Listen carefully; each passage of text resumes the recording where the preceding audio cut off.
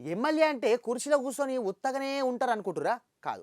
తెల్ల బట్టలు వేసుకొని రాజకీయం చేసే మనసు వెనుక ఎంజాయింగ్ చేసే చిన్న పిల్లగాడు సుత దాగి ఉంటాడు. ఇక పర్యాటకాన్ని డెవలపింగ్ చేయాలి అంటే మైకులు పట్టుకొని మాట్లాడా ఇక ఆడ ఎట్లా ఎంజాయ్ చేయాలనో సూపర్ అన్నట్లుంది. గిడ సార్ల సాంగులు వీడియోల ముచ్చట్లు.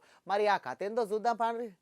తెల్లంగీలు పచ్చంగీలు నల్లంగీలు మధ్యలో కలర్ఫుల్ డ్రెస్సులు చేతుల జెండాలు జోరుగానే సాగుతుందిలే యాత్ర. ఇక కొద్దిమంది లేరిపోండ్రి.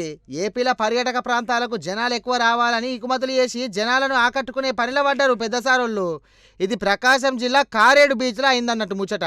కిందికి అంగుకుంటా ఓళ్ళు ఇక మైకులు పట్టుకొని ఇంకొకోళ్ళు చెయ్యాలనా చెయ్యొద్దా అని డౌట్ కొద్ది ఓకోళ్ళు మొత్తం మీద అందరు కాళ్ళు కుదిపి మస్తు ఎంజాయ్ చేస్తాండ్రు. రండ్రి మా ఏపీకి గిట్లుంటది మరి మా తాన అని చెప్పకనే చెప్తాండ్రు పెద్దసార్లంతా.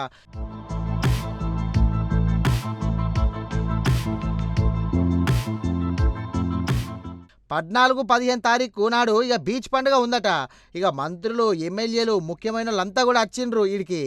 అంతేకాదు ఒకళ్ళెనక ఒకళ్ళు మంచిగా ముచ్చట్లు సుతా పంచుకున్నారు. మరి అవి సుతా ఇనుండ్రి. ఇక మీ అందరూ ఎంతో ఉత్సాహంగా ఆ రోజు అలాగే 15వ తారీఖు శివరాత్రి 2 మంచి రోజుల్లో ఈ కార్యక్రమం తీసుకోవడం, ఈ కార్యక్రమాన్ని ఇంత ఉత్సాహంగా పరిగెత్తిస్తున్న మన జిల్లా కలెక్టర్ గారికి ప్రత్యేకమైన ధన్యవాదాలు తెలియజేస్తా ఉన్నా.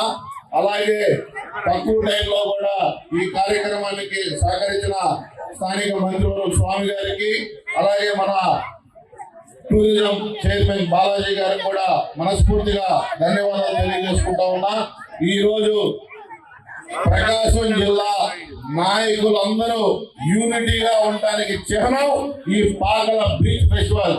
ఇది ఒక కొండేపి నియోజకవర్గాన్ని కాదు, ఇది మన ఉమ్మడి ప్రకాశం జిల్లా హక్కు అని అన్ని ప్రాంతాల్లో ఈ కార్యక్రమాన్ని రూపొందిస్తా ఉన్నాం.